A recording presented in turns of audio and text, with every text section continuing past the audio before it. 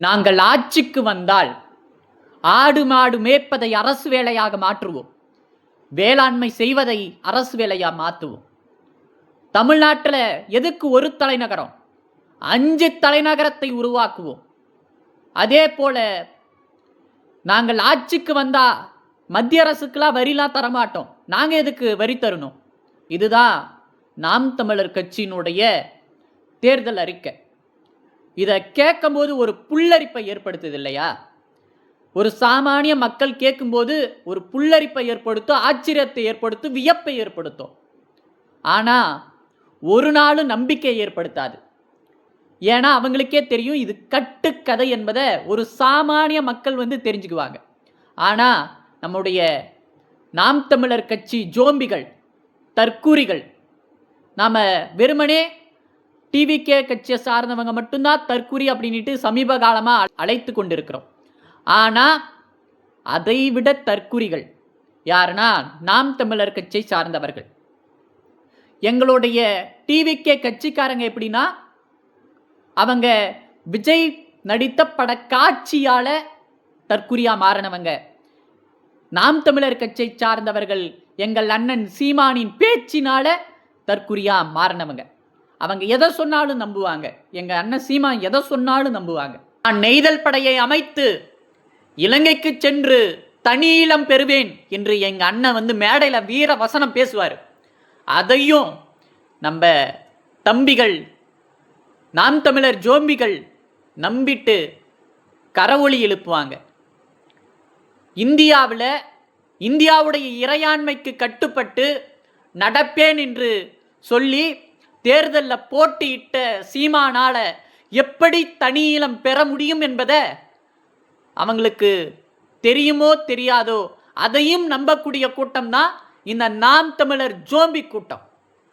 தொடர்ச்சியாக இந்த சீமானுடைய வேலை என்னன்னா, இந்த அப்பாவி தமிழர்களை, ஈழத் தமிழர்களை ஏமாற்றி தனியீழத்தை பெறப்போகிறேன் என்று சொல்லி வெளிநாட்டில் உழைத்து கொண்டிருக்கக்கூடிய தமிழர்களை இந்த நாம் தமிழர் சீமான் அவங்க கிட்டலாம் பணத்தை பெற்று, திரள் நிதியை பெற்று, கோடி கோடி கணக்கில் சம்பாதிக்கக்கூடிய வேலையை தான் இந்த சீமான் செய்கிறாரே ஒழிய ஆட்சை பிடிக்கணும் அப்படின்ற எண்ணத்திலையும் இந்த சீமான் செயல்படலை.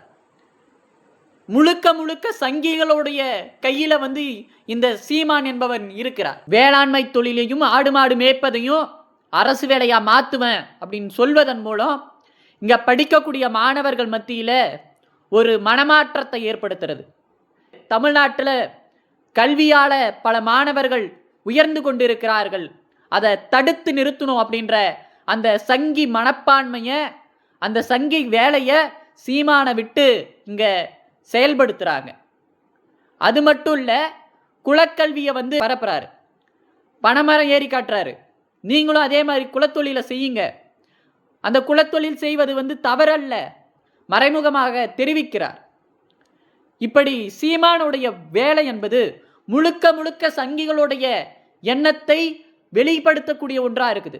அவர் தான் வெளிப்படையாக சொல்லிட்டாரு, சங்கினா சக நண்பன் அப்படின்னு சொல்லிட்டார். இப்படி சங்கிகளோடு கைகோர்த்து தொடர்ச்சியாக இவர் செயல்பட்டு கொண்டிருக்கிறார். திராவிட சித்தாந்தத்தை, தந்தை பெரியாரை பார்ப்பன கெடப்பார கொண்டு உடைப்ப அப்படின்று பேசுகிறாரு. அதாவது இவருடைய நோக்கமே முழுக்க முழுக்க பிஜேபி சொல்லக்கூடிய செயல்களை முழுமையாக ஏற்று இவர் செயல்படுகிறார். அதனால தான் இது போன்ற தேர்தல் அறிக்கைகளை வெளியிடுறாரு. ஆனால் ஒருபோதும் தமிழ்நாட்டு மக்கள் ரொம்ப தெளிவானவங்க. ஒருபோதும் சீமானுடைய அந்த தேர்தல் அறிக்கையை நம்ப மாட்டாங்க. அதனால தான் இது வரைக்கும் அவரால் ஒரு தொகுதியில் கூட ஜெயிக்க முடியல. 8% வாக்கை வாங்கிட்டோம் அப்படின்ட்டு பேசுகிறாங்க. ஆனால் இந்த தேர்தலுக்கு பிறகு நாம் தமிழர் கட்சி என்கின்ற கட்சியே காணாமல் போகும், நிச்சயமாக காணாமல் போகும். தந்தை பெரியார் அவர்களை, திராவிட சித்தாந்தத்தை எவன் தொடுறானோ, யார் அதற்கு எதிராக இருக்கிறானோ நிச்சயமாக தானாக அழிஞ்சிருவாங்க.